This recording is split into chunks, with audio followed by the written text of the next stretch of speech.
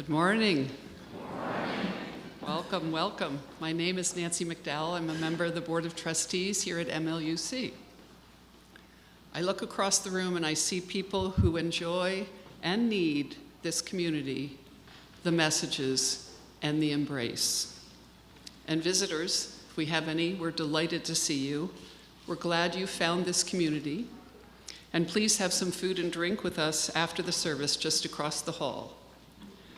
To those of you who are here, and to those of you who join online, hello.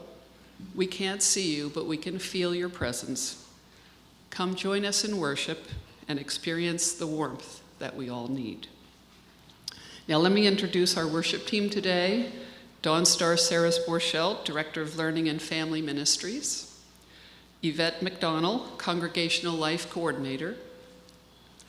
Our worship associate is Deborah McKnight. And music this morning is the Brown Family Celtic Band, led by our music director, David Brown. Thank you. Now kindly silence your electronic devices and join me in reciting our mission statement. Together, we transform lives through love, service, and our welcoming faith.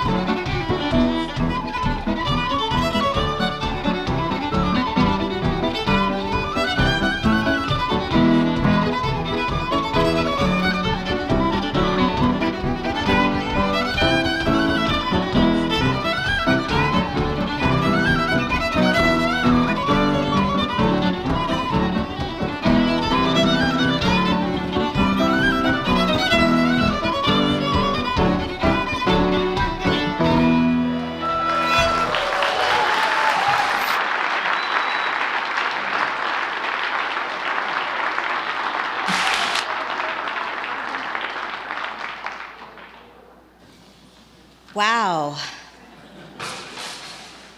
What a beautiful way to call us into fellowship today for this spring equinox service. Thank you. That was beautiful.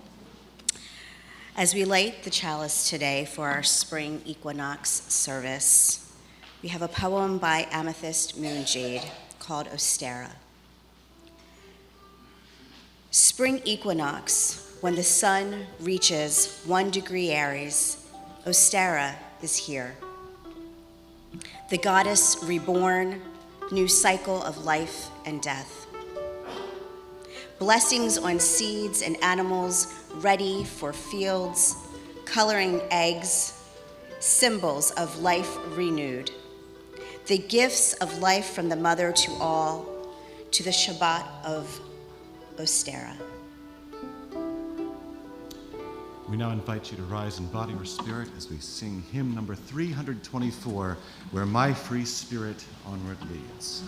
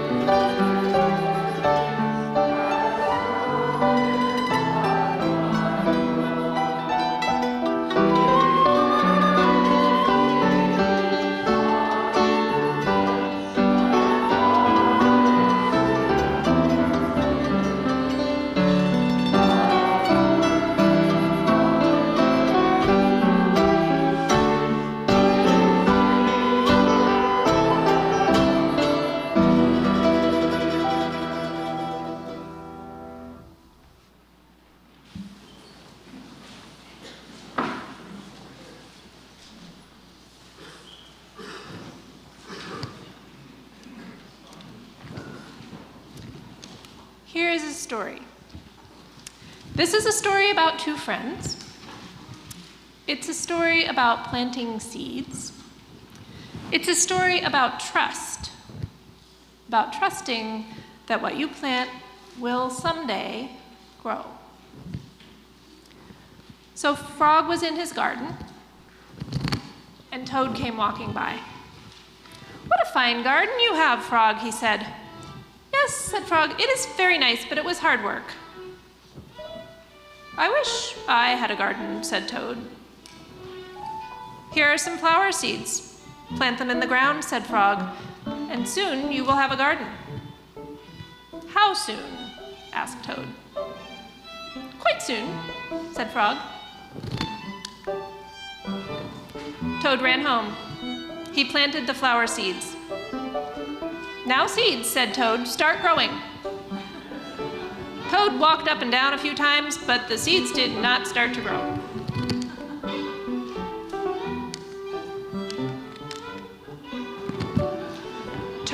put his head close to the ground and said loudly, "Now, seeds, start growing." Toad looked at the ground again, and the seeds did not start to grow. Toad put his head very close to the ground and shouted, "Now, seeds, start growing!" Frog came running up the path. "What is all this noise?" he asked. "My seeds won't grow," said Toad. "You're shouting too much," said Frog. "These poor seeds are afraid to grow." "My seeds are afraid to grow?" said Toad. Toad. "Of course," said Frog. "Leave them alone for a few days. Let the sun shine on them. Let the rain fall on them. Soon your seeds will start to grow." That night, Toad looked out his window. "Drat," said Toad. "My seeds have not started to grow. They must be afraid of the dark." Toad went out to his garden with some candles. "I will read the seeds a story," said Toad. "Then they won't be afraid." Toad read a long story to his seeds. The next day, Toad sang songs to his seeds. On top of spaghetti, all covered with cheese, I lost my poor meatball.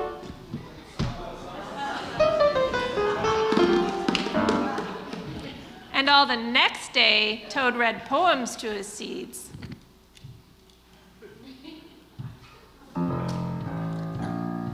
Spring has burst forth with its wet welcome, and now with its clear skies, the seasons of our souls respond with gladness that new life shall welcome us to another year of growing. Let us celebrate our meeting here today. Let us be lifted with a new season. Let us turn from side to side with eyes that meet and with smiles that proclaim our community. We pause together out of the midst of separate lives to give thanks, to be strengthened and refreshed, and to share our search for wisdom and for gentleness.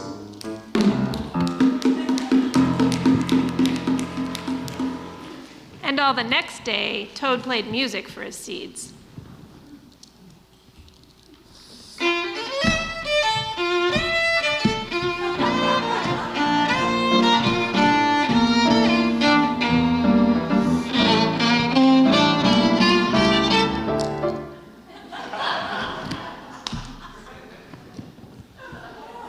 Toad looked at the ground. The seeds still didn't start to grow. "What shall I do?" cried Toad. "These must be the most frightened seeds in the entire world." Then Toad felt very tired, and he fell asleep.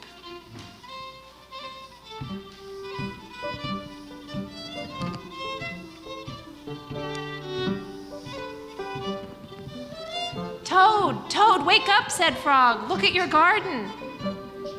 Toad looked at his garden.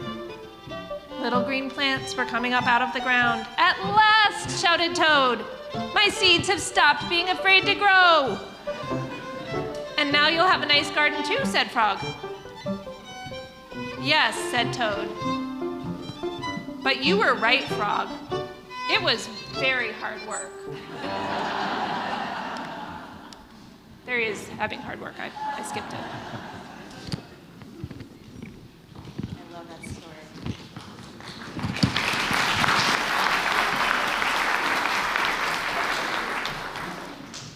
This is the time of year where traditionally I'm in Maine, usually, and I start getting my seeds ready to grow.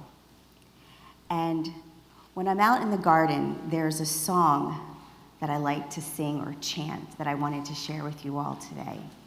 I don't know who wrote it, but it's very dear to my heart, and I wanted to share it with all of you. You may know it. It's called "I Thank the Earth." Does anybody know that song, that chant? I would like to share it with you. I'll sing it through once, and then I would like to invite you all to sing it with me 3 times, and the words will be up on the screen. I thank the earth for feeding my body. I thank the sun for warming my bones. I thank the trees for the air I breathe, and I thank the water for nourishing my soul. Has anybody ever heard that before? This is what I sing to my seeds as I'm digging in the garden. So I would like to invite you all to sing this with me 3 times, and the words are up on the screen. I thank the earth for feeding my body. I thank the sun for warming my bones. I thank the trees for the air I breathe, and I thank the water for nourishing my soul. I thank the earth for feeding my body. I thank the sun for warming my bones. I thank the trees for the air I breathe, and I thank the water for nourishing my soul. I thank the earth for feeding my body. I thank the sun for warming my bones. I thank the trees for the air I breathe, and I thank the water for nourishing my soul.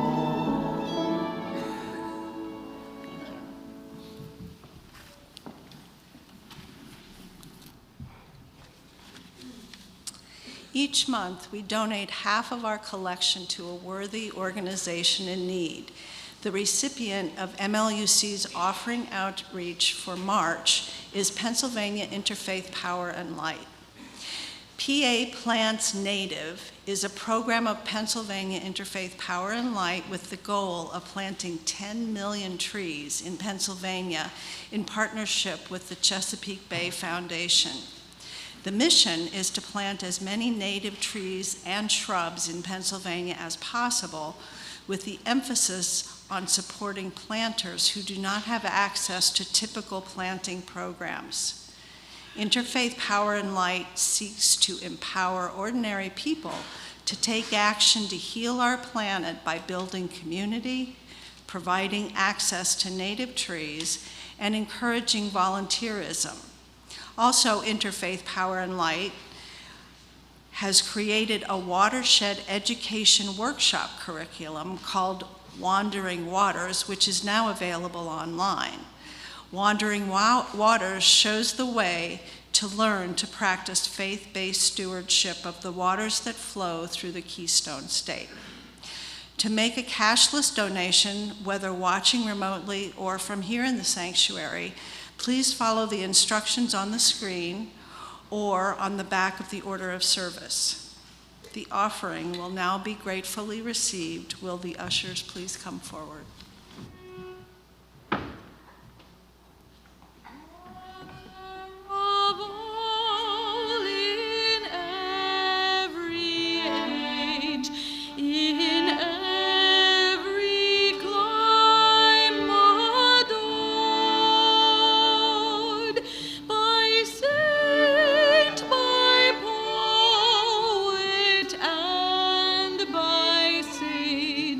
Your praise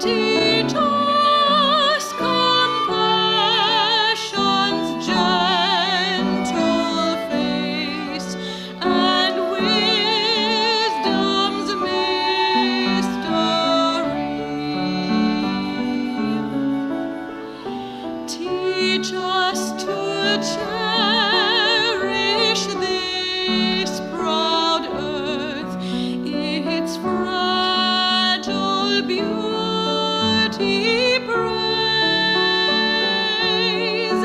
and for the dreams your joy gives birth, a hopeful future raise.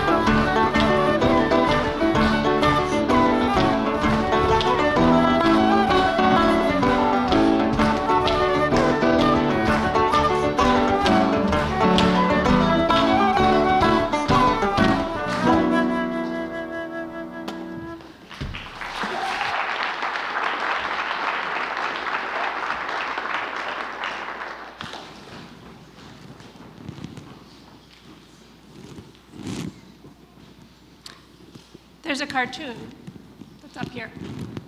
It's by Spanish cartoonist Jose Maria Nieto.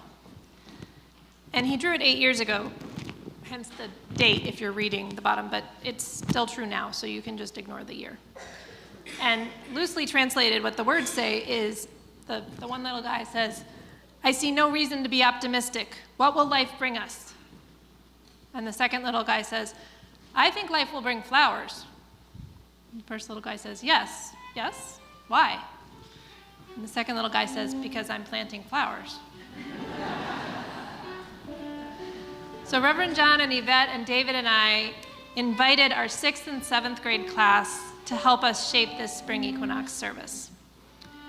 And when I sat down with them, I asked them what their favorite parts of services here were, what they liked doing in worship best, how we might bring something similar into this service. And I also asked them what their favorite signs of spring were. And out of that conversation, which was a bit haywire, because it was a bit haywire, we eventually got to the idea that we should plant seeds. Planting seeds is an exercise in trust. We have to trust that they will grow, because no matter how many stories we read them, how many songs we sing, how many poems we recite, how much music we may play, we can't control whether the seeds grow. We have to trust that spring will be followed by summer. Planting seeds is also an exercise in hope, grounded hope. When we plant flower seeds, it is entirely reasonable to hope that there will be flowers in the future. We come together today in religious and faithful community around our values. Some of our values are justice and equity and transformation, pluralism and interdependence and generosity, with love at the center. And when you each do your best within your own understanding to live those values out in your everyday lives, that's a metaphorical act of planting seeds. We can support each other in developing trust that these metaphorical seeds we're planting will grow. We can keep each other grounded in hope for the metaphorical flowers we want to have grow, even if the ground is hard. There is very little rain, and so many clouds we cannot see the sun. We can still work hard for beautiful gardens together. So today we'll remind ourselves of these things by planting literal seeds together as an act of trust and an act of hope. So we have tables here with little pots of soil and trays. And we have marigold, calendula, and pea seeds. And we picked these seeds because the hope of the 6th and 7th graders is that maybe the seeds will grow into flowers by flower communion. They also might not get to flowers by flower communion because that's in only 8 weeks. So we'll see. But we're gonna try. So I'm gonna invite you to come forward and plant seeds. There are a lot of you. I think we have enough seeds. We definitely don't have enough pots for everybody to have their very own pot. So at the bigger pots are over here, medium size, small. At least the bigger pots and the medium size, at least 2 people need to plant a seed in each pot, okay? The 6th and 7th graders are gonna come up. You guys can come up now, including Kira and Lacey if you want to. Okay. Just the 6th and 7th graders. You get to plant a seed though. Okay. So some of you were here ahead of time and I told you what to do, but what's gonna happen is you're gonna come up, you're gonna plant a seed, you're gonna put a little dirt over it, and then your 6th or 7th grade assistant is gonna, once there's enough seeds in that pot, they're gonna put a toothpick in the pot so we know that plant got potted, that pot got planted. Otherwise, there will be deep confusion. Are you guys ready? Okay. And I just wanna tell you, so that we're gonna keep these seeds here at church and grow them as they may. And we hope to bring them back. We will bring them back to you at Flower Communion, whether they've got flowers or not, because there will certainly be plants, and that will be good. Okay, I invite you to come forward and plant a seed of hope and trust. As you're ready. My dove, oh hush thee, my rowan, oh hush thee, my lapwing, my little brown bird, oh hush thee, my dove, oh hush thee, my rowan, oh hush thee.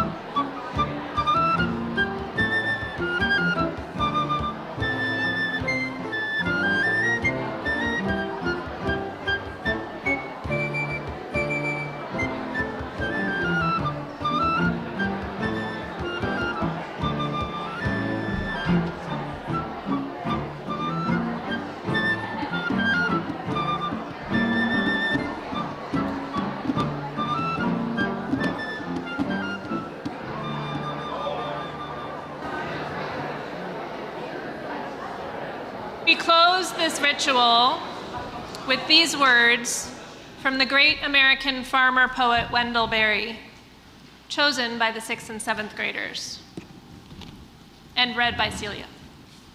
Now the seed is in the ground. Now we may rest in hope while darkness does its work. Please rise as you are willing or able for our closing hymn, number 304, A Fierce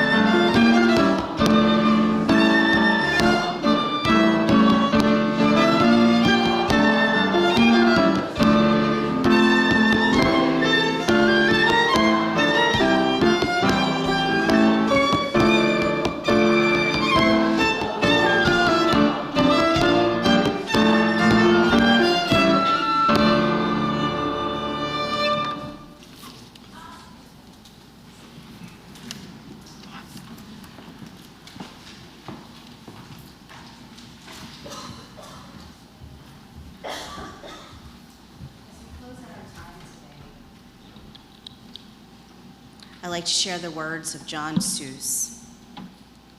To be of the earth is to know the relentlessness of being a seed, the darkness of being planted, the struggle toward the light, the pain of growth into the light, the joy of bursting and bearing fruit, the love of being food for someone, the scattering of your seeds, the mystery of death, and the miracle of birth.